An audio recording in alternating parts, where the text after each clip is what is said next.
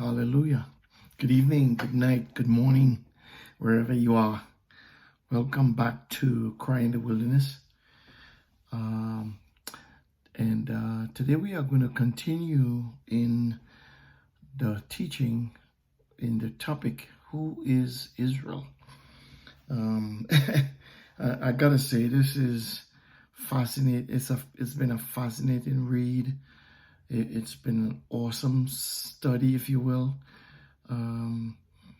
It's been something that is really, really, really interesting, and you see so many things when you begin to read. And I read not so much to study, but to read for the pure pleasure, for the pure enjoyment of reading.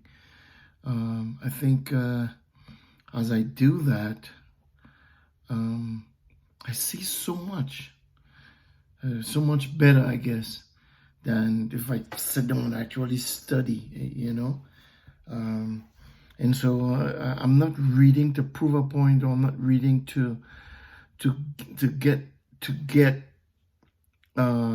prove what I'm saying.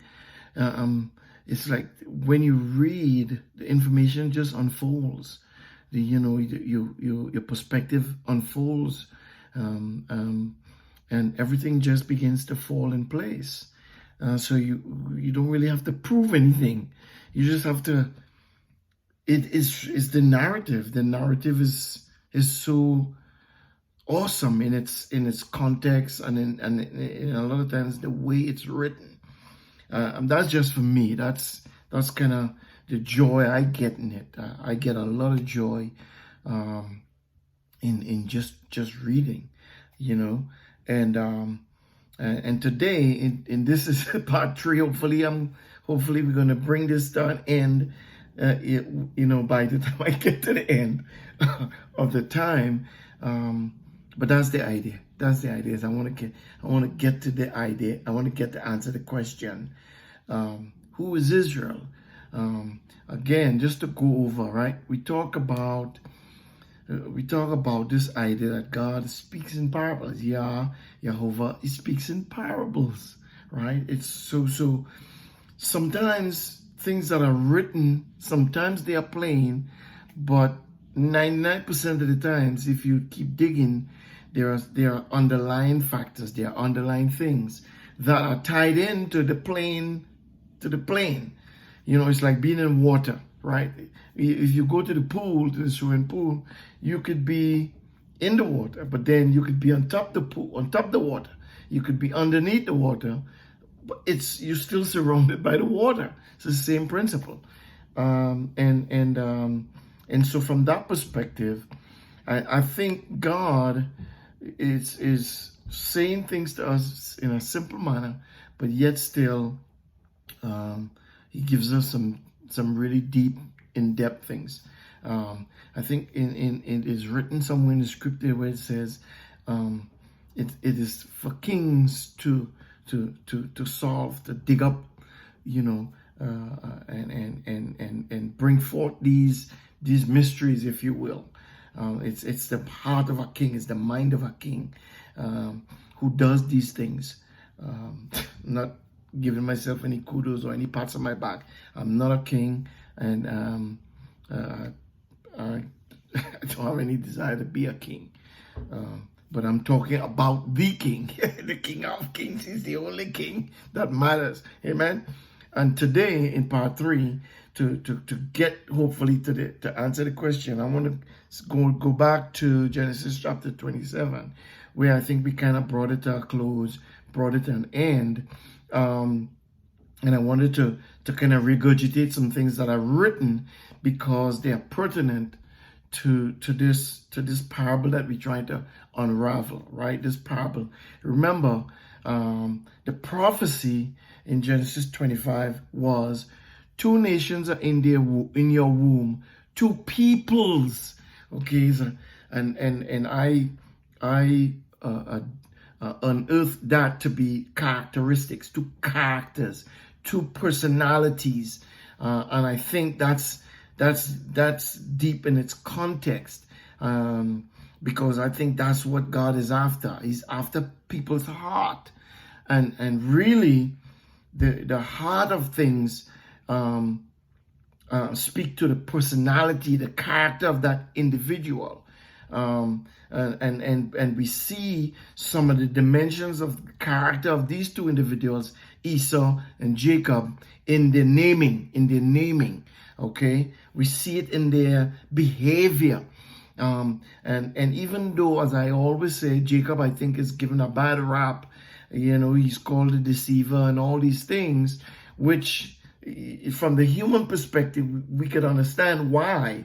But when you dig deep, you realize, when you hold this prophetic word over your head, or over the life of Jacob, and Esau, you find that, wait a minute, this prophetic word is really directing things here. Okay, this is the thing in charge of this whole thing that's unfolding before us, right? We saw the character of Esau. He's a wild man. He's a hunter. He's a hustler. How I like to frame it. He despised his birthright. Gave up for a soup, for a pot of stew. He despised his birthright. Jacob, on the other hand, very intelligent, wise, calm, just as he is described in the narrative. He is a plain man living in tents, right? I heard Keith Johnson call him a mama's boy. Okay. Again, I think that's just a bad rap. Okay. I think that's just a bad rap. I think if we hold fast to the prophecy, and if we really dig deep into the life of these two characters, of these two individuals, we will begin to see, as we have seen in the parts 1 and part 2, things begin to unfold, which is going to better explain or give a better, or shed more light, if you will, on what is actually taking place with these two individuals. Again, I'm going to start in Genesis 27, right? I'm going to go down to, we're going to start at Genesis 27 and 41, right? So let's begin to read. Esau hated Jacob because of the blessing with which his father blessed him. And Esau said in his heart, the days of mourning for my father are at hand, then I will kill my brother Jacob. Right? So we see the thought. We get an insight into his thought pattern, right? Okay, I get it. You upset about what transpired. You upset that you didn't get a blessing. You mad, you pissed off. Okay, I can see that. I understand that. But are you looking at you? Are you looking at yourself from the perspective of what part did you play in your demise? Right? This is something we as human beings, we don't think like that. Most of us, a lot of us, we don't think like this. Well, I have a part to play in what's going on here too. It's not just them, it's me also. Right? Like I said in part 2, it takes two hands to clap. One hand can't clap, right? So he's not looking at his part. He's looking, obviously, as most of us do, point the finger outward. Okay, it's Jacob's fault. It's his fault. He deceived me, but he didn't deceive. He didn't deceive you the first. You gave up your birthright. Well, the birthright comes with the it comes with the blessing of the firstborn. They meet, they go hand in hand, right? So, if you despise one, why are you so focused on the other? You see what I'm saying? Anyway, but listen to the words, listen to the narrative as it is written. Esau said in his heart, right? He said in his heart. And we all know we have thoughts in our minds that we don't bring it out verbally, right? we get the thoughts in our minds and we just hold on to it. I'm like, yeah, this hatred, I'm going to just hold on to it, and I'm going to look for an occasion to execute what I think I should do to get revenge or whatever it is. But I'm reminded of a letter that was written in the back part of the book that says, vengeance is mine, says Jehovah, I will repay. Right? I'm reminded of the teaching in the gospel by Yeshua, the Hamashiach. He said, bless those who curse you. Bless those who curse you. So, with those things in mind, if you don't have that perspective, if you don't have that focus, if you let your anger and your hatred and whatever it is, however you feel about a particular situation, get the best of you, guess what? Your perspective, your perception is going to be thwarted. Right? And I'm saying here, that's what's going on with Esau. I'm saying here, it's going on with him like that because it falls in line with his character. Right?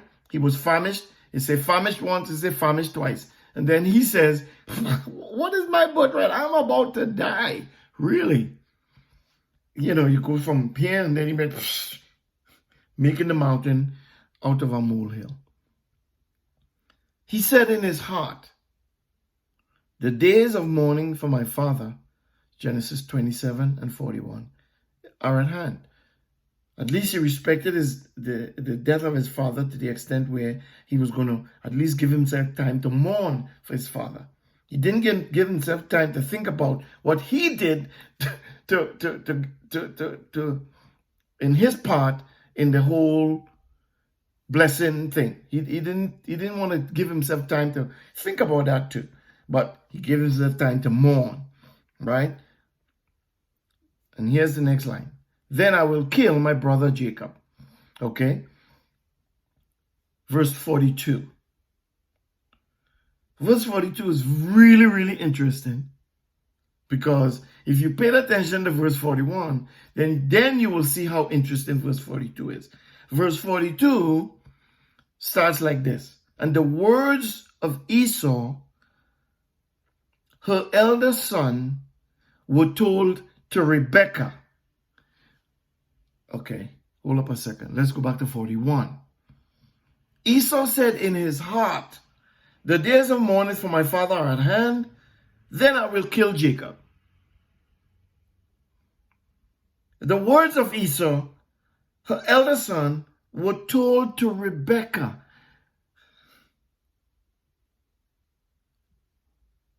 Who told her that? Who heard it? If he said it in his heart, somebody heard his thoughts. Somebody heard his thoughts, right? He said it in his heart, meaning in his mind. This is the writer saying he said it in his heart. He said it in his mind. Okay? Did he say it verbatim? Did it come out his mouth? Right? We know that as a man thinketh in his heart, so is he. We know out of the abundance of the heart, the mouth speaks. So the question here, we have a couple of questions which sends this whole thing into a little bit of intrigue is, did he verbalize the thoughts that was in his heart? Did he verbalize it for somebody to hear it? And who is this person who told Rebekah? Right? So one answer is, maybe he didn't verbalize it, but God revealed it to Rebekah. Ooh. Well, you could say, well, I mean, read the narrative. If we just read the narrative, the question must be asked, who told Rebekah? There's no explanation. So we could surmise, right? I'm not saying this is 100% true, but I'm saying we could form a discerning opinion that maybe it was God who told Rebekah what Esau thought or what he said in his heart. The other part is maybe he said what was in his heart out of his mouth. Somehow it didn't specifically say that, but maybe that's what happened. He said it out of his mouth, and somebody heard it, and somebody who heard it told Rebecca, and that person was cut out of the narrative in terms of what that person said to Rebecca. But it was told. And she sent and called Jacob, back in verse 42, her younger son, and said to him, behold, your brother Esau comforts himself about you by planning to kill you. That's how people comfort themselves. Wow, is that how people comfort themselves? People who plan to murder other people, that's how they, I'm gonna get him back. I'm gonna get him back. What can I do? Burn the house down, shoot him dead, hunt him down like a lion. What am I gonna do? And going with the narrative, he comforted himself. He felt better about himself by planning to kill his brother. I don't want to go into that. Don't even want to discuss it any further. Let's move on. Verse 43, right? This is again Rebecca talking to Jacob, right? Now, therefore, my son, obey my voice, arise, flee to Laban, my brother in Haran. Stay with him a few days until your brother's fury turns away, until your brother's anger turns away from you and he forgets what you have done to him. Then I will send and get you from there. Why should I be bereaved of both of you in one day? Oh, God. I tell you, reading is listen, man, it's so amazing. This is the same mother, the same woman who said to this same son, few verses away, few verses back, oh, your curse be on me. Just obey my voice. Do as I tell you. Obey me. And whatever curse come on you, I will be responsible. The same woman. No, these are her words. Go to my brother, stay with him there for a few days until your brother's anger, fury, wrath, however you want to call that, turns away from you, until he forgets what you have done to him. Mom, what about we? What about us? You encourage it. You give me instructions. You smack me down and say, boy, you better shut your mouth and do what I said to do. Mom, you just kick me, throw me under the bus. Throw him under the bus. Forget what? Your curse be on me. Forget all of that. No, bro. That's what you did to your brother. And now she played a victim role. Well, why should I lose two sons in one day? Come on, Mom. Really? And it's funny, people. This is it's not funny in the sense of comical, but funny in the sense of how real the interaction here is. It's people actually do this kind of stuff for real.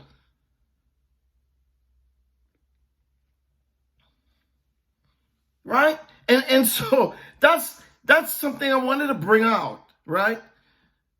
That's something I wanted to bring out before we go full blown into this whole who is Israel answer. The character of this person, the personality of this man called Esau, despises his birthright, don't care about it, but cared about the blessing, because he understood, at least he understood something about the blessing. Lost both. Again, you could say it's his fault. I could say it's his fault. But I'm not blaming him, because all of those things fall under the umbrella of the prophetic word that Jehovah himself spoke to the mother. The mother didn't tell the husband. She kept it to herself, and the mother instituted all these little gimmicks and all these little players in here like a coach. And then when things get hot, she backed out of it and be like, you did that. You better go over there, because I didn't have anything to do with it. Really? Let's move on. I want to read chapter 28. Okay, I want to read because there's a lot of stuff in there. Right? I'm probably not going to read all of it, but there's a lot of things in there that I want to pick up and point out. Okay? Chapter 20, verse 1. Esau called Jacob, blessed him, and commanded him, "You shall not take a wife of the daughters of Canaan." That's important. Why? Because, again, that's a father talking to a son, right? That's prophetic in terms of what God told the children of Israel. Don't marry anybody. I'm taking you into the land. I want you to marry anybody in the land. Don't marry nobody in the land, and then don't do what you see them doing in the land. Because the people in the land was doing some crazy stuff. Another thing, another topic for another day. But there's a reason why God He gives these instructions. I don't want you marrying them. I don't want you doing what you see them doing. I don't want this. Don't do it that way. Don't do it this way. There are reasons why. It's not for his benefit. It's for our benefit. It's for Jacob's benefit. Okay? And Esau, same Esau who was mad because Jacob came and deceived him and all that. The same Esau. Not Esau, Isaac. The same Isaac. If we go back in 27, we'll read he got mad when he found out that it wasn't Esau who came first, it was Jacob and all. He was pissed off, he was mad. You know what I'm saying? But here, verse 28, chapter 28, it's a different story. He blessed Jacob. I guess this is before he died, obviously. This is before he died. Maybe this verse should be in the blessing. Maybe they need to restructure this whole thing and put this in the part where Jacob blessed, where Isaac blessed Jacob, right? Because that's what should have happened here. Anyway, because obviously this happened before he died, right? You can't bless nobody from the grave. So, Isaac called Jacob, blessed him, and commanded him, "You shall not take a wife of the daughters of Canaan." That's the blessing of a father to a son. Okay, we got to pay attention to that. Then verse 3, I tell them I'm going to skip some verses.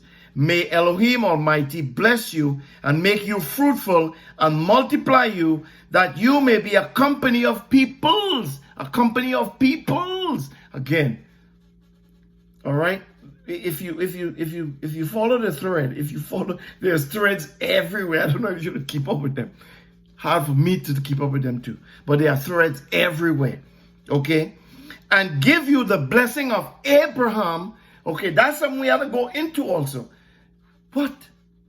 Abram, Isaac, Jacob. Abram, Isaac, Jacob. Abram, Isaac, Jacob. Here, Isaac is bringing it back to Abram, saying, "May God give you the blessing of Abraham to you and to your offspring with you, that you may inherit the land where you travel, which Elohim gave to Abraham."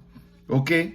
And Isaac sent Jacob away. He went to Padan Aram, to Laban, the son of, right? And all this is Rebekah and Isaac and Abraham's. That's their family. That's their lineage, right? Because Jacob understood that God doesn't want them to intermarry with people in the land because the danger of what happens there, right? And it's that's predominantly why. Because you marry somebody, and typically you have to, you marry not just the person, but you marry their family, their mother, their father, her brothers and sisters, or his brothers and sisters, and so on and so on and so on and so on. And depending on the customs, you might have to just trump and follow suit in some of the things they do. Celebrate Christmas and Easter and do all that kind of stuff when you shouldn't be doing that. Just throw that in there. All right. So, verse 6, right? In 28 and 6. Now Esau saw, again, you got to pay attention to character. Okay? It's a big deal with God, because character determines heart determines character. So they both intertwined with each other. Okay? You got to, if you have a bad character, chances are the perception, everything is off. If you have a good character, your perception might be off, and we just need to change some things. Okay? But chances are, if your heart is important. Okay? So we gotta pay. The heart and character goes together, right? So look at this character of the person we're dealing with. Now Esau saw that Isaac had blessed Jacob and sent him away to Paddan Aram to take a wife from there. Esau had to have known that that's where his family comes from, right? That area. He knew. And that as he blessed him, he gave him a commandment saying, you shall not take a wife of the daughters of Canaan. So Esau was privy to all these things. And that Jacob, listen to verse 7. Listen to verse 7. Genesis 28 verse 7 says, and that Jacob obeyed his father and his mother and was gone to Paddan Aram. What is the character of an obedient person? Somebody who is willing to obey. I think somewhere in the prophetic narrative in Isaiah, I believe it is, he said, those who are willing and obedient, they will eat the good of the land. So you got to be willing, but you got to be obedient. And here we see the character of Jacob coming out.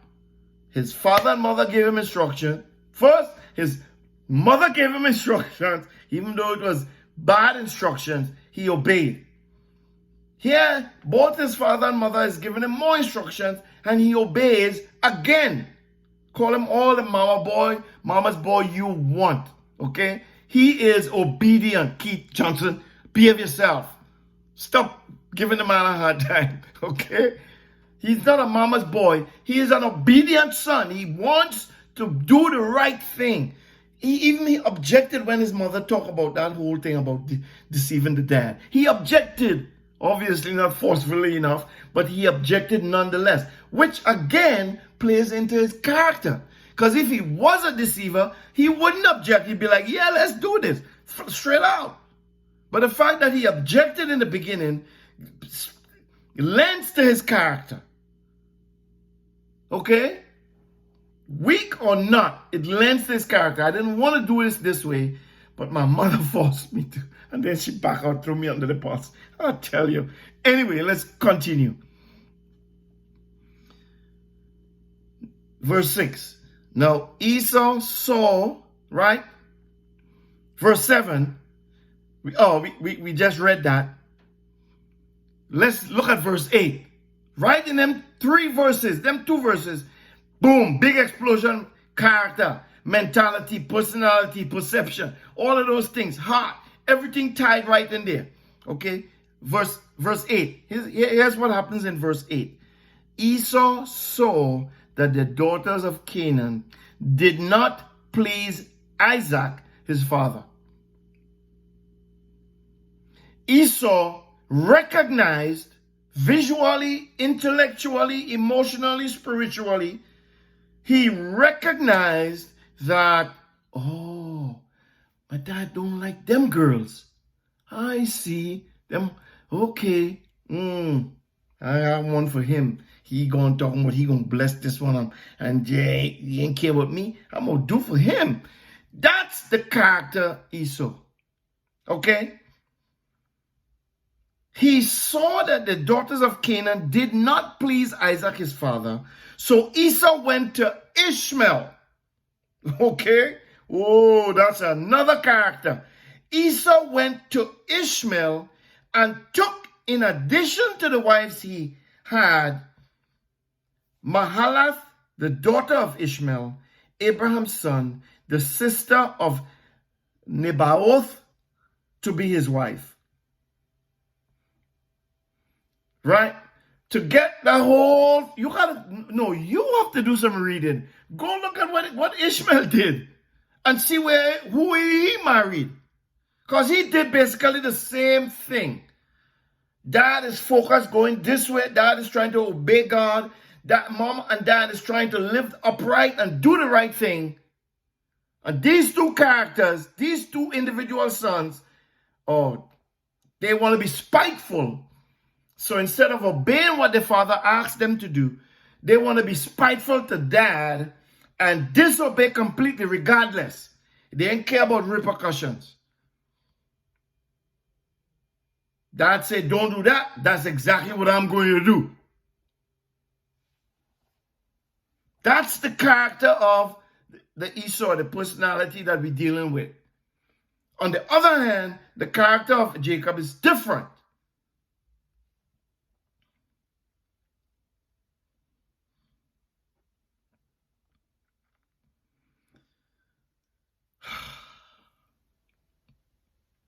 Verse 10. Jacob went out from Beersheba. You know what? Hold up a second. Before I go to verse 10, as we're talking about characters, we're talking about heart, I want to go to Proverbs chapter 16. Let me do this right now. I think this is a good time to do it. I've been trying to plug it in there. And I think this is a good time to get in there, talk about the heart a little bit, okay? Because as I said, I believe God, through the written narrative from Genesis to Revelation, is after character. He is watching heart. He is watching your, and you don't have to believe me because I say I believe it. That's what he himself said. Man look at the outward appearance. God looks at the heart. God looks at the heart because the heart is where the real issue is. So let's read from Proverbs chapter 16. Just a few verses on heart. Who governs heart? Who looks at your heart? Proverbs chapter 16 verse 1. The plans of the heart belong to man, but the answer of the tongue is from Jehovah. Right? And while I'm reading these things, I'm hearing something God spoke to me early on in the day. I want to say prophetically. Right? Because we know that in the book of Proverbs it says that the power of life and death is in the tongue. Okay? The power of life and death is in the tongue. And we hear that being preached and taught. But let me tell you something. The power of life and death is in the tongue. Okay?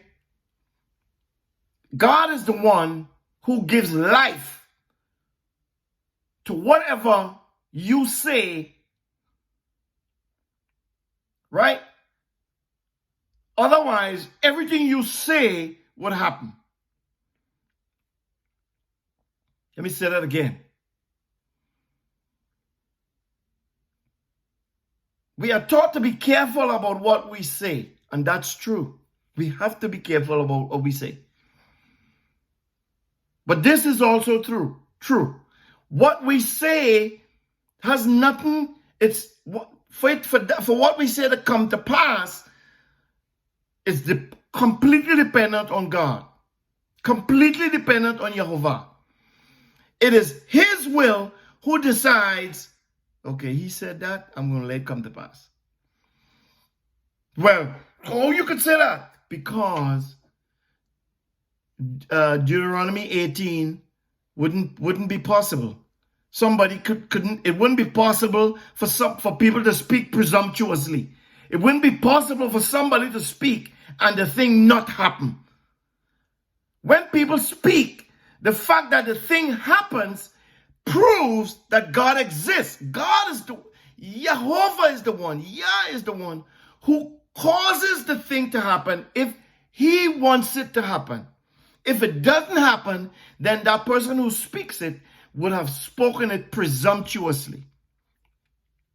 Go read Deuteronomy 18 and all down to verse 13 where he talks about the prophet who speaks presumptuously. In other words, this is how you know when I say something. That's what the word is in Deuteronomy 18. When I say it, this is how you judge. If it's said, if the prophet said, and it come to pass, that's how you know I said it. Well, how do you know if I didn't say it? If the prophet says it and it doesn't come to pass. So prophets can say whatever they want. Doesn't mean that what they're saying is true, or it doesn't mean that what they're saying is going to come to pass. That part of it is not in any human's power. I'm sorry to put a spoke in your wheel. I'm sorry to throw some gravel in your rice, but that's the truth right there. It's not in the power of man to bring anything to pass. But we can say whatever. We can talk all we want.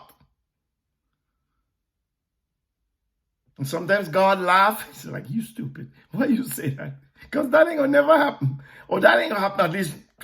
It ain't going to never happen, because if it happened then, you're going to be like, oh yeah, I said that. Yeah, Mr. Prophet, I'm the prophet. I said it. That didn't come to pass. No. It's God's will. He decides if something is going to happen or if something is not going to happen. And you can't do anything about that. Again, go read Deuteronomy chapter 18. Go read it. Getting back to Proverbs 16. The plans of a man's heart belong to the man, but the answer of the tongue, proven. See, I don't do things to prove anything. I'm going with the narrative. What is written? The pen is mightier than the sword. Right? The plans of a man's heart belongs to the man. So you could sit down and plan. You could sit down and plan to kill your brother Jacob. But the answer of the tongue is from Jehovah. Jehovah is going to determine whether he's going to allow that to take place. And if he doesn't allow it to take place, guess what? No matter what you do, you can't bring it to pass. The only thing that you will prove is your inability to hear the voice of God, because you're adamant about doing what you want to do. Okay? So, verse 2. All the ways of a man are clean in his own eyes. All the ways of a man are clean in his own eyes. But Jehovah weighs the motives.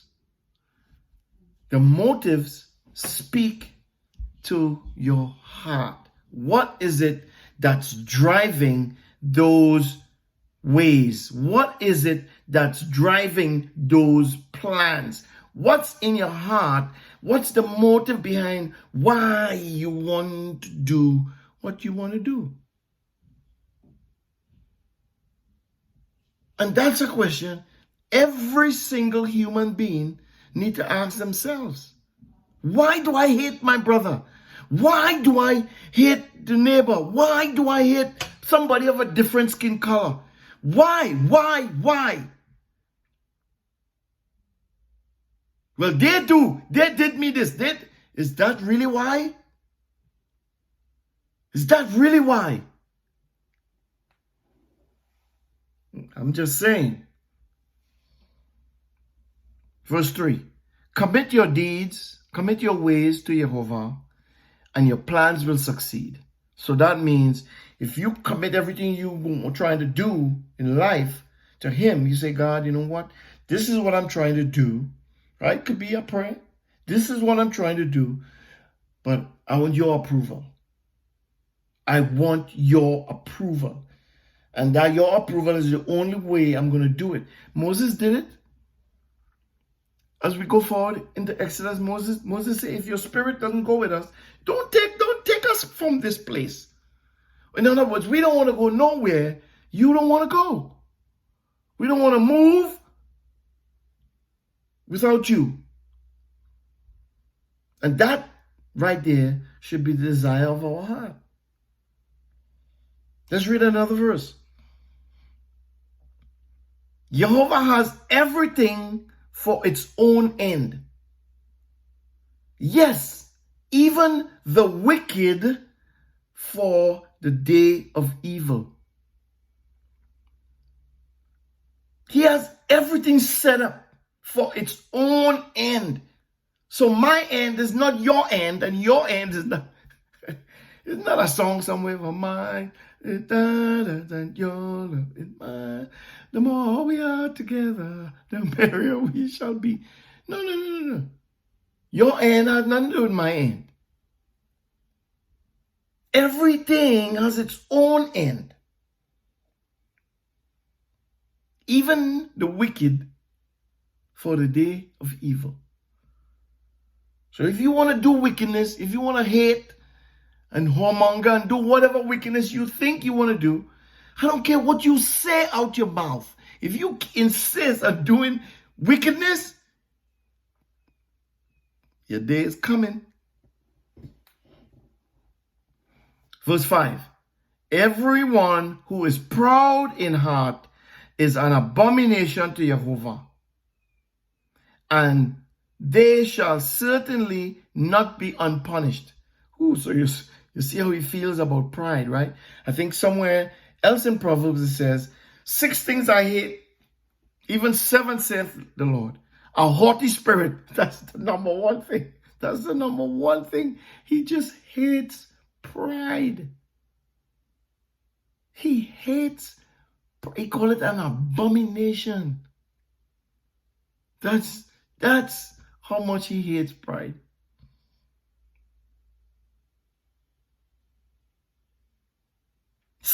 Verse 6. It's still in Proverbs 16. By mercy and truth, iniquity is atoned for. By mercy and truth. I thought it was blood and... Anyway, that's a different topic, all right? By mercy and truth, iniquity is atoned for. What did Yeshua say in the Gospels? The truth, when you know the truth, that is what sets you free. The truth is what sets you free. When you speak the truth, that's what sets you free. If you're feeling bad and you say you're feeling bad, no, you're not acting in a lack of faith. No, I feel bad, okay? It's nothing to do with the flesh. But we completely misunderstand these things again, and we just tie up teachings in such a, oh my God, I don't want to go that route. At least not right now. But the truth is what atones for iniquity and mercy.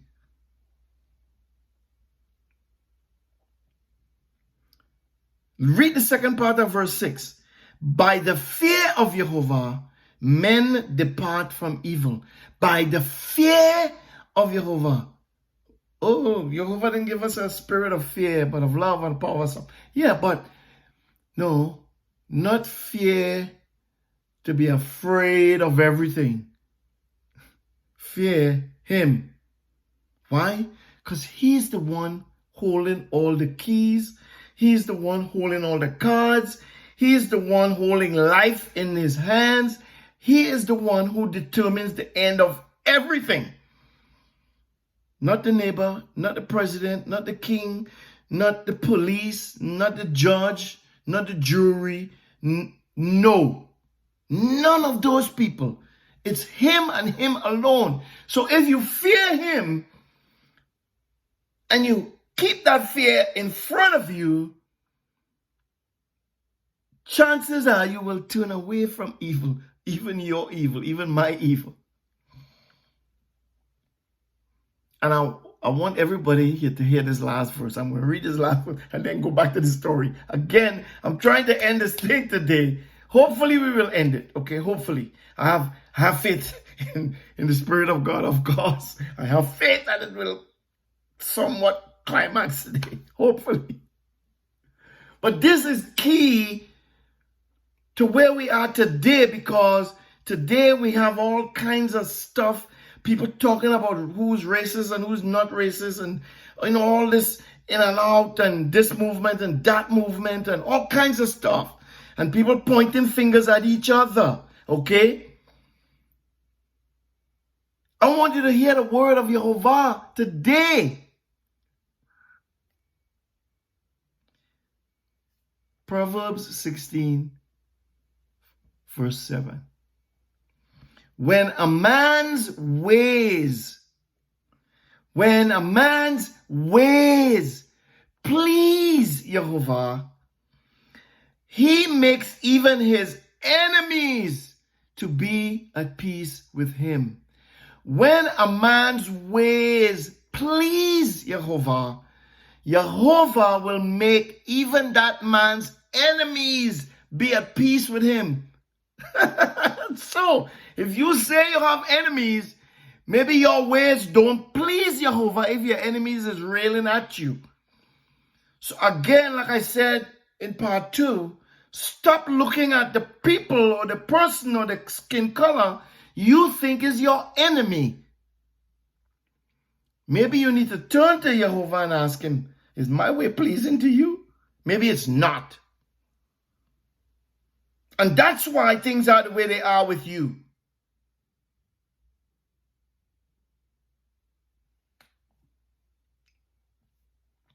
And I'll leave that there and segue right back into our story in Genesis 27, 28. Right? So we saw this character, Esau, who he heard what his dad told Jacob. He heard his dad don't like daughters of Canaan, not because he don't like them, but because he understood that, no, this is not good for me. This is not how I want to raise my... See, a father is responsible for raising his household in an upright manner. Okay, train up a child in the way that he should go, and when he's old, he will not depart from it. So that's a father and a mother's responsibility to train up, to teach these children the way to go. This is the way to go. And that they will hear that in the mind. They might try to go other ways. Some of them do fall off the cliff, but some of them come back around. They come back around and be like, you know what? I see why my dad always told. I see now. Like the prodigal son in the gospel. All right.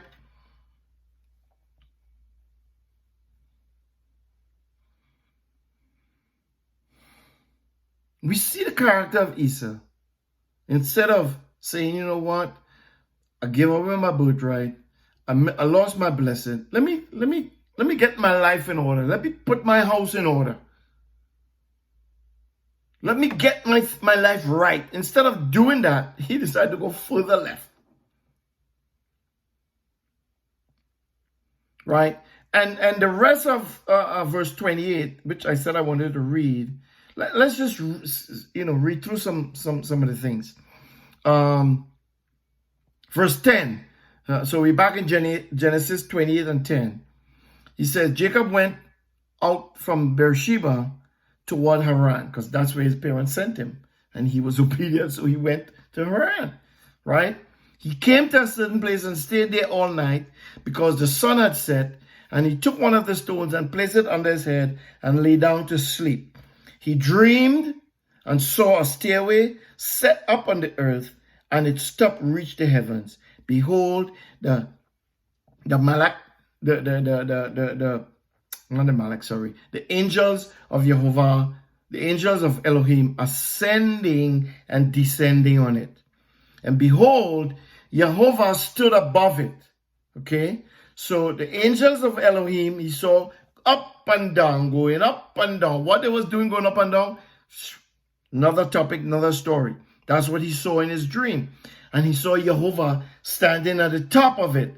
Okay, how you know that's the difference between, don't ask me. I'm just reading the narrative, okay?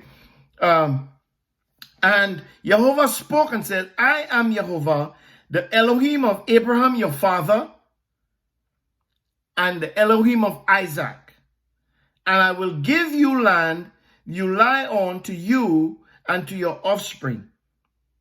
Right? And he goes on and he repeats a lot of stuff that he told Abraham, Jehovah that is. He's repeating, regurgitating a lot of stuff that he told Jehovah, that Jehovah is repeating things, promises that was made to Abraham and promises that were made to Isaac. He is repeating these promises to Jacob.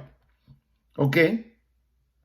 Verse 16, Jacob awakened out of his sleep and he said, surely Jehovah is in this place, and I didn't know it. And he was afraid, he was afraid, and said, how awesome this place is. This is none other than Elohim's house. This is the gate of heaven. Okay? And he woke up early in the morning. We all know he took stones, all that stuff. All right? He changed the name of the place, set up the pillar, and all that. Let's move on. Verse 29.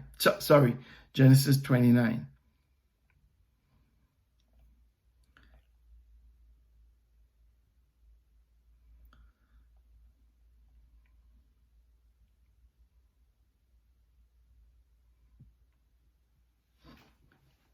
I want to skip past 29. Sorry about that.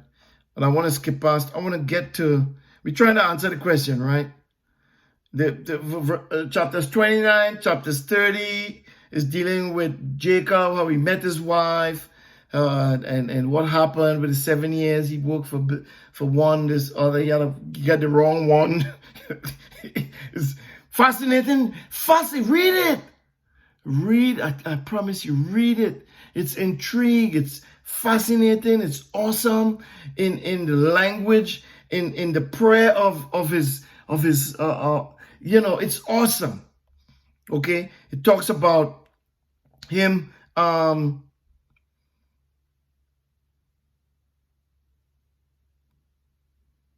on.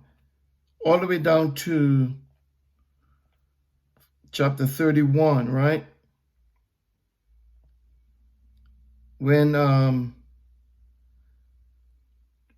he ran away from Laban and Laban chased him and followed him and did all that stuff. Okay, so we go into chapter 32. We're getting closer to the answer. Chapter 32, Genesis 32. Jacob went on his way, and the angels of Elohim met him. And when they saw him, when he saw them, Jacob, saw them, the angels of Elohim, Jacob said, this is Elohim's army. And he called the name of that place Mahanaim. Jacob sent messengers in front of him to Esau his brother, to the land of Seir, to the field of Edom. Now here we're going into where God met Jacob when he was with Laban, and God said to him, okay, get up, pack up your stuff, head back to your land, head back to where you came from. So God spoke to Jacob, tell him go back to Beersheba, the land where he was in before, where he was chased off. His mom chased him and tell him go over there, right? So he went over there. He lived there for a long time. He got a bunch of stuff, and then now he's going back. And this is where the angels met him. And he knows that he's going back. He knows what had transpired, how he left, and why he left. And so now he's making preparation to make up with his brother. All these years had passed, and he's still dealing with that in the back of his mind. Really? Is that how deceivers really, is that how real deceivers operate? You know? Or if he really was of a bad character, he would be, I don't care, I'm going back there, I got all this stuff, I got all this wealth, it's on now, okay? It's my own, I got it, all that kind of stuff. That's how people with pride, remember we talk about pride, right? That's the thing God hates, right? So here, Jacob has to go back. He knows what transpired, obviously. He knows it transpired. He knows the part that he played in it. Okay? Take note. He knows what part he played in it. Okay? So he's now set this elaborate scheme, if you will. And I shouldn't even say scheme. Right? Because the scripture says that your gifts will make room for you. Oh boy. Your gifts will make room for you. And Yeshua said in the Gospels, make up with your enemy quickly. He also says, if you have an offering that you want to give, before you bring it to the altar, leave it, go make up with your brother, and then bring the offering to the altar. So we have all these principles in play. Did Jacob understand something going on here? He probably did. He probably did. He understood that he literally had to make up with his brother. It's his brother by blood, not with some other parent or some other girl somewhere. No, Rebecca and Isaac is his father and mother. It's Esau's father and mother. So there's nothing. Listen, when we talk about walking in the Spirit, this is the epitome of walking in the Spirit. Making up with your brother, that's walking in the Spirit. And he goes with this elaborate plan, talking about how, putting together how he's going to make up with his brother. He's going to send all these gifts and give him all these things because that's what he had. He had a plethora of things, animals and clothing and all kinds of stuff. And he was just sending them before he got there.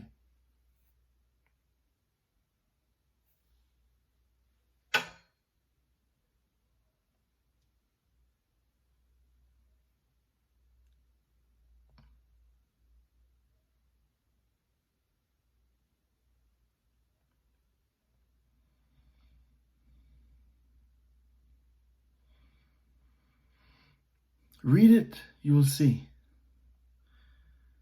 Come to find out that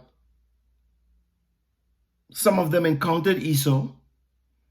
And I don't know if Esau knew or heard that Jacob was coming. But the narrative says that the messengers returned to Jacob in verse 6. So we in 32 and 6. Messengers returned to Jacob saying, we came to your brother Esau. He's coming to meet you. And he's got 400 men with him. Obviously, the messengers, I don't know if they are aware of the situation, the tension, or whatever was going on between the brothers. I don't know if the messengers were aware of that. I don't know if Jacob said to his messengers, hey, listen, this man is going to hate me. He might still have anger. I don't know.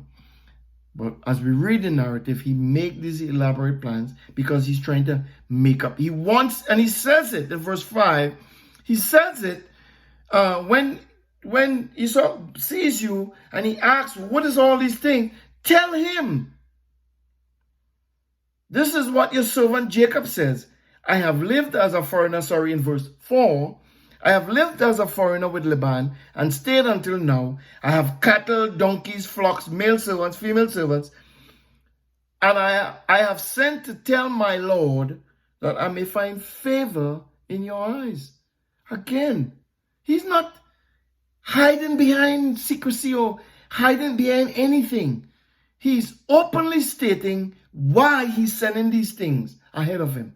Because I'm looking for favor. I'm asking for mercy. I'm looking for grace. I don't want you to be angry with me anymore. If you're angry, I hope that your anger will be subdued by these gifts. So he's saying with the gifts to his brother, he's asking for forgiveness. Come on, guys. This is behind us. Let's put away, selfishness. Let's put away petty animosity and anger and all that stuff. We are brothers. The messengers came back and said, hey, we saw he coming. He got 400 men with him. Jacob immediately goes into a fit thinking, wow, man, he's still mad. Oh gosh, he coming, he gonna kill me. I have my children, my wives. Oh my goodness, who wouldn't? Who wouldn't? You wouldn't. You, Mr. Big Strong Faith person, Mr. Big Strong Faith girl, Mr. Big Strong Faith man. Oh, he ain't gonna touch me. God is my God. Yeah, right. No, he is disturbed now. Especially he saw 400 men. Okay? That's just like a small army. Verse 7, Jacob was greatly afraid and distressed. And he began to do even more now to divide and stretch out his people even more. Set a whole bunch forward and a next bunch forward, and then he put even a bigger,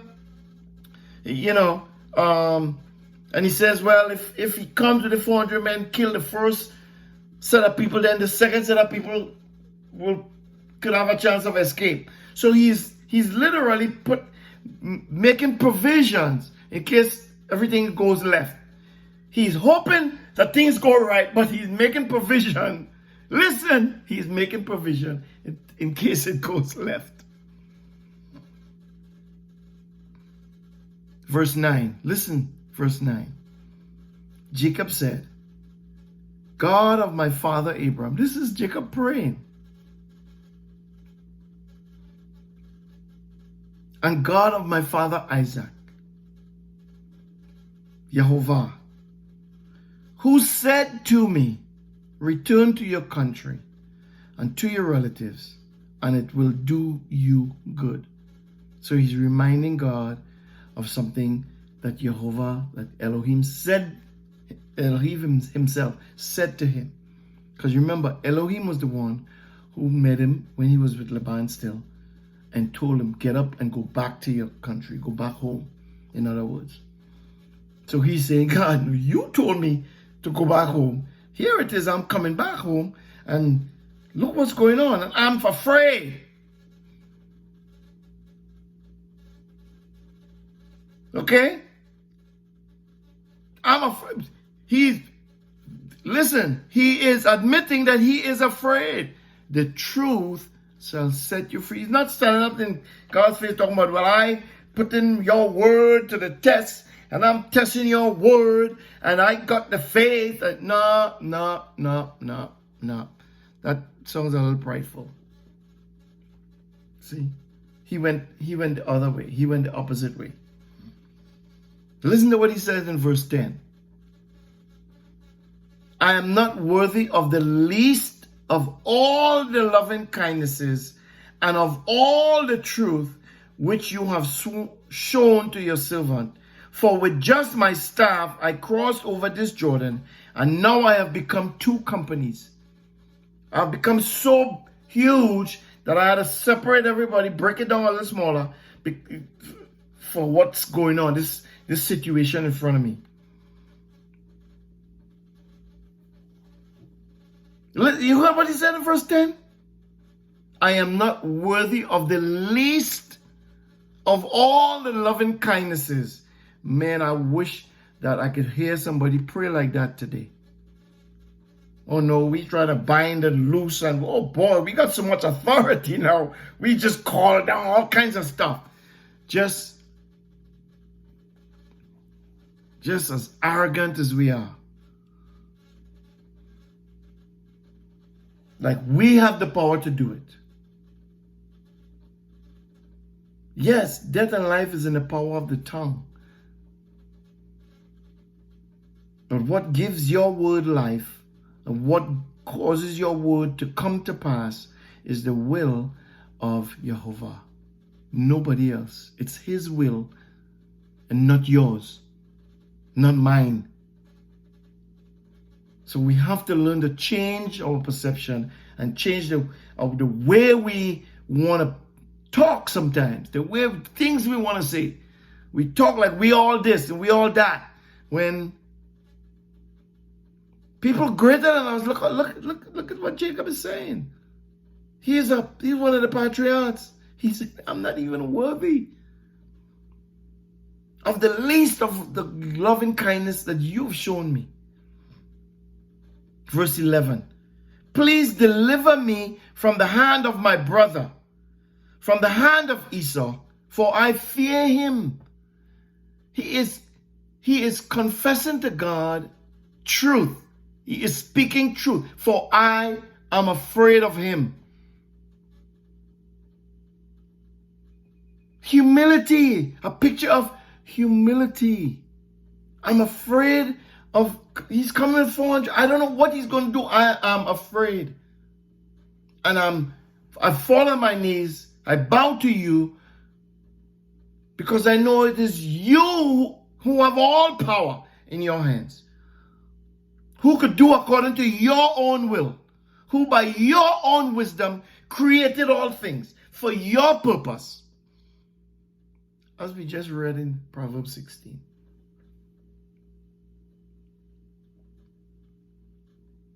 For I fear him, lest he come and strike me and the mothers with the children. He's not just concerned about him, he's also concerned about his mothers and his children and the people that he has this authority, quote unquote, over. His servants and all these people.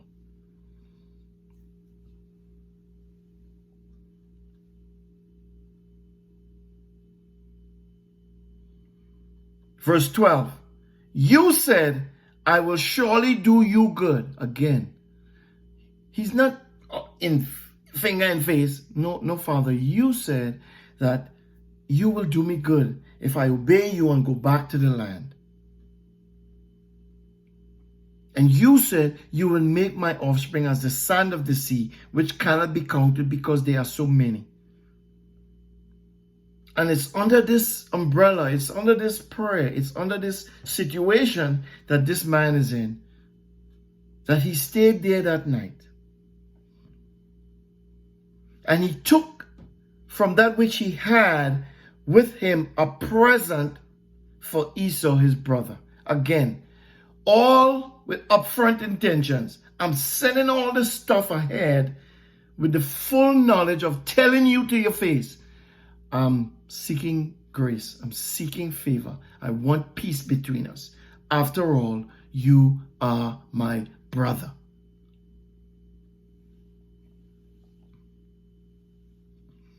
And he goes on and he gives him further instructions. I want to skip on down for time's sake. I want to read verse 20. You shall say, not only that, but behold, your servant Jacob is behind us. So he's laying it on thick, if you will.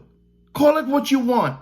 The point I'm making is this is a dramatic display of character of this individual who understands certain fundamental principles about truth, about honesty, about brotherhood, about family, about obedience, and about hearing the voice of God and doing the will of the Father, which is in contrast to the other person who's just deliberately disobedient. Just deliberately disobedient, constantly. He said, say that your servant Jacob is behind us. For he said, I will appease him with the present that goes before me, and afterward I will see his face. Perhaps he will accept me. Perhaps he will. Perhaps he won't, but perhaps he will. And in the position that Jacob is in, he understands that he is not in control of which way it goes. Jacob is not in control of which way it goes. But he understands that if he does this thing, there is an opportunity, there is a chance. If it doesn't go, well, it doesn't go. It's the will of the Father who allows things to happen. Commit your ways to Jehovah. What did the Proverbs say? Commit your ways, commit all your ways to him. Okay? I say no more. Verse 21. So the present passed over before him, and he himself stayed that night in the camp. And he rose up that night, took his 2 wives and his 2 servants and his 11 sons, and crossed over the ford of Jabbok. And he told them and sent them over the stream and sent them over that which he had. Verse 24. This is where we're getting down to who is Israel.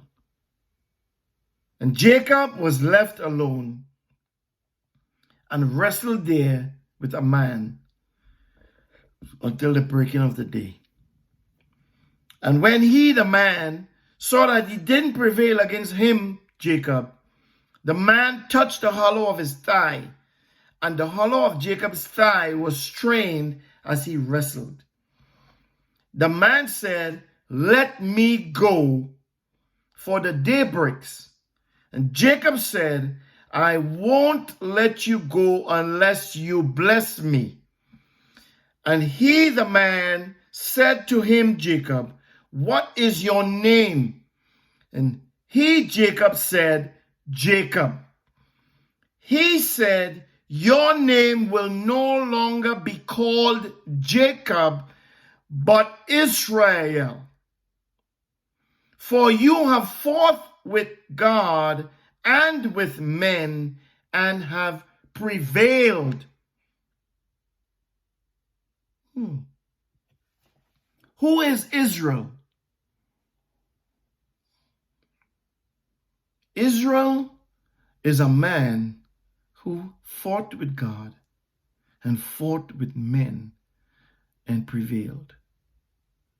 Did he went to war with God? Did he get on a horse and suited up with guns and knives, and did he go to war with God? No. Did he go with guns and knives to fight with men? No. So what is this thing that he fought with God and he fought with men? What is that? Why is he Israel? Because he fought with God and fought with men and prevailed. What is that? It had to do with this man's heart. It had to do with this man's character. It has to do with this man's personality. The mindset of this person. That's what Jacob represents. That's what Israel represents. That's what I want to submit to you. It's not the man as in the person, because he didn't fight with Esau. He didn't fight with people physically. But he fought with them in terms of living life a certain way, being obedient, doing things a certain way, doing things the right way, trying to be upright, trying to be righteous. That's a fight that's the fight that we have to fight. That's the fight that we fight today. So if you're out there and that's the fight that you're fighting, then you're a child of Israel. You are Israel.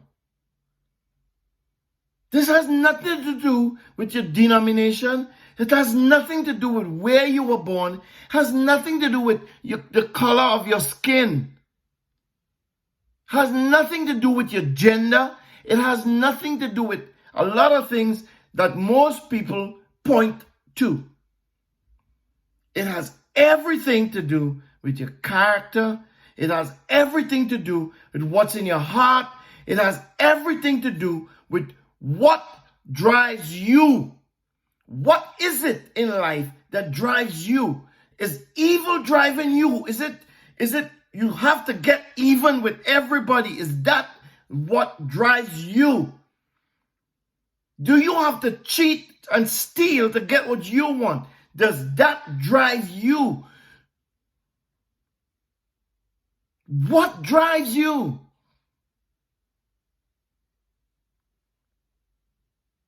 That's the perception. That's the mindset that God is after. The mindset that I want to do everything I do in an upright manner. I want to love in an upright manner. The Bible says, be angry, but do not sin. She's not telling you can't get angry. Of course you can. What you do with the anger is important. That person does something to you. What did Yeshua say? If somebody smacks you on the left, turn the other cheek. Is that prevalent in your mind? Or, oh, you do me wrong, I'm coming back at you, baby. I'm coming back at you.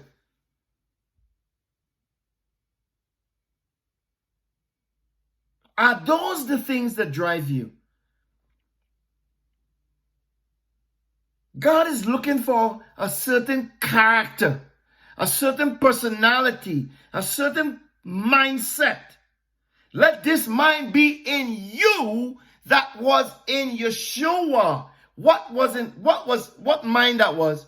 I am going to be obedient even unto death.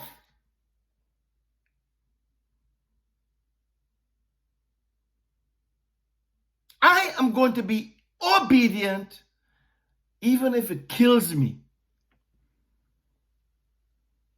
And I could go on and on and on. Who is Israel? And there are many more scriptures which I'm not going to go into it today, but I have to go into it. We have to do a part 4. Okay? We have to do a part 4. But this is where Israel is first mentioned in the written narrative from Genesis to Revelation, right here. And look under the context. Look at the context. Look at the foundation. Look at where the name comes out of. Look at how it comes to surface. Look at how it is given birth. Look at how it is brought forth. So you could say Jacob was a deceiver. You could say all of that stuff. I'm not going to say that. I'm going to look at the narrative. I'm going to take everything in perspective. And I'm going to say something about Jacob. God saw that maybe perhaps a lot of the written narratives, when you read it from the human perspective, yeah, we see all the little things that look like deception. But there was something else God was looking at.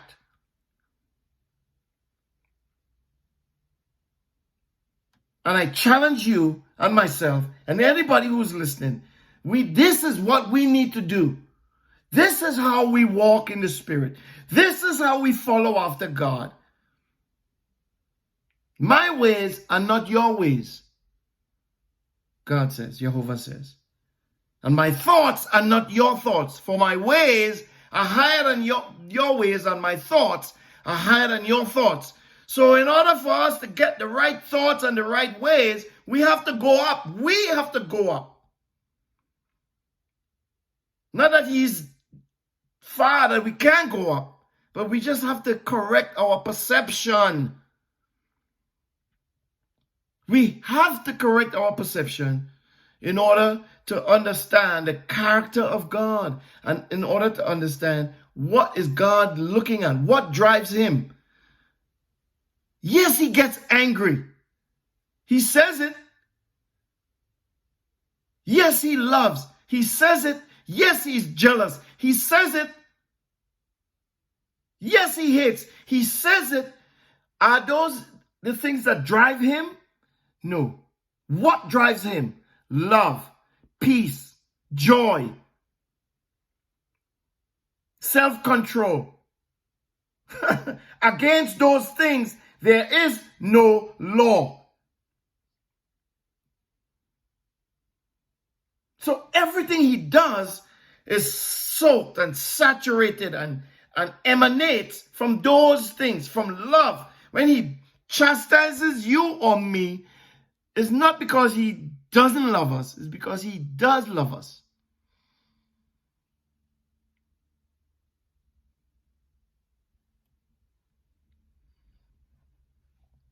And people who perpetuate evil, because evil doesn't know skin color. Evil has no skin color. You could say what you want. You could point at other people and say they're evil because of their skin color. No, sir. No, sir, you're wrong. That's a lie. That's not truth. That is not truth. Truth is what sets you free. Truth is what sets you free. People are not evil because of their skin color. People are evil because of their perception of how they understand things, of what they do and what they say.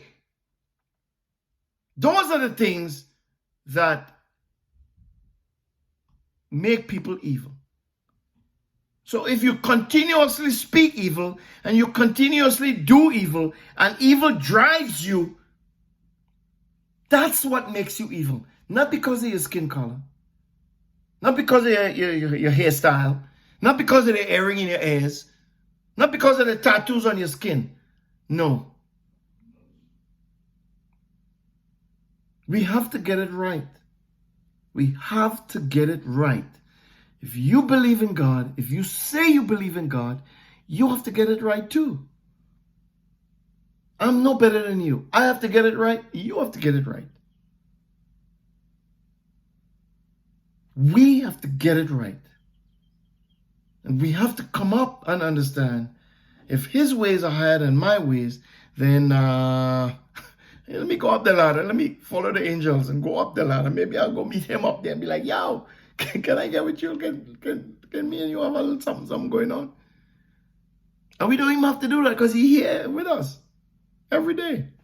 Trying to always constantly reaching out, constantly talking.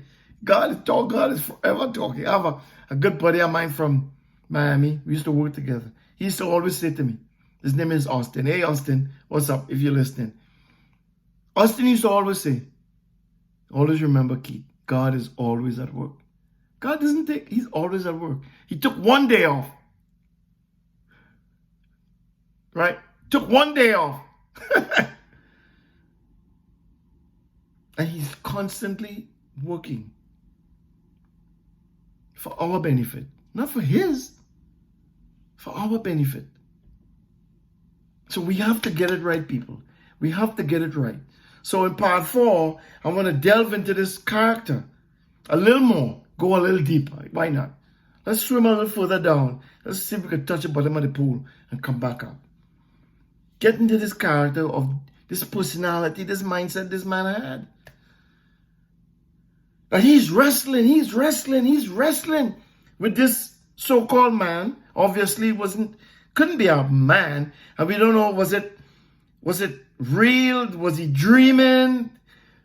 When he encountered the angels and the ladder, the narrative said he was dreaming. And here, the narrative didn't say anything about dreaming. It said he was left alone. He was by himself and wrestled there with a man until the breaking of the day. So where did the man come from if he was alone? Was it a vision? Was it in his mind? Did the man just show up and Jacob is like, oh, I know who you are. Let me fight you. let me put you in a necklock or something. I don't know. We don't know. But that's what the narrative says. Right? So this man have some angelic posture, some angelic themes about him. Because I don't know what the breaking of the day had to do with the man having to go back. It was everything with a vampire or something. What is this? This vampire, daylight, I gotta go. I don't know. That's a different subject, a different topic. That's somewhere we could dig into and find out what's up with the daybreak and this situation going on there with this angel. He said, let me go. Jacob said, I ain't letting you go, bro, until you bless me. I don't know what kind of Jacob did wrestling. I don't know what kind of hold he had, but he had him down on lock. He wasn't getting. Man say, okay, boop, touch him in there. Ow! And in all that pain, still didn't let him go. Right? Touch him in the thigh right there, and because he said he walked with a limp after, so it's obviously something with one of his joints, something happened. And obviously it was painful because he had to walk with a stick after. What happened? He kept struggling with his mind. I am not letting go until you bless me. Man said, well, what kind of blessing is changing my name? No, he's telling him, I'm setting this on course. Bam. This is the character. This is who you are. You wrestle with God because God knows your heart, and you keep fighting to keep your heart pure. You keep fighting to keep your heart true to who you are as a person.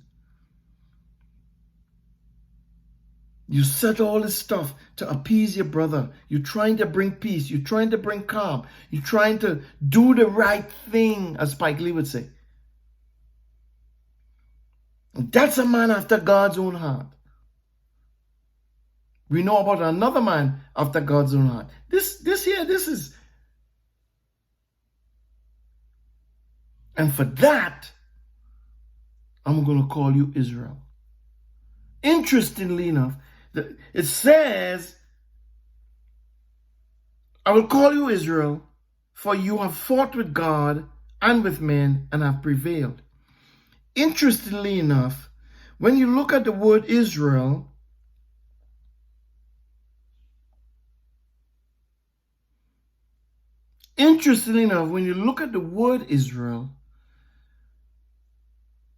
according to the Brown's Driver Briggs definition, Israel is equal to God prevails. So even though Jacob was wrestling with God and wrestling with men, God prevails is what the name he was given. In other words, this man is so insistent, persistent, and deliberate about who he's trying to be and what he's trying to be, that he committed his entire life to God. Commit your ways unto God, all your ways. God will prevail. This is the name he gets. God prevails. So if you're wrestling today with God and with man, you're in a good place. If you give up, the song, I give myself away. I give up. I give all to you. And many people say that, okay? We say that. Let's say it and mean it. Let's say it and begin to do it. Let's say it and begin to commit to it. Let's let God, let's let Jehovah prevail. Let's commit our way to him. Let's let him prevail in everything. Even when it comes to our enemies, because he says, if your ways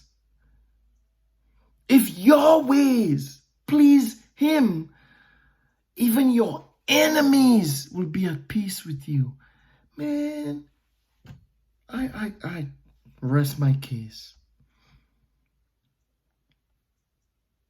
And in closing, let's go over to Numbers chapter 6.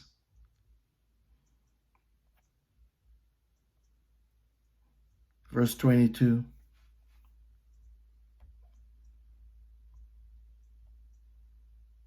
Let's do Aaronic blessing. Jehovah spoke to Moses, saying, Speak to Aaron and to his sons, saying, This is how you shall bless the children of Israel, the children who I am going to prevail over. You shall tell them, Jehovah bless you and keep you. Jehovah make his face shine upon you and be gracious to you. Jehovah lift up his countenance upon you and give you peace.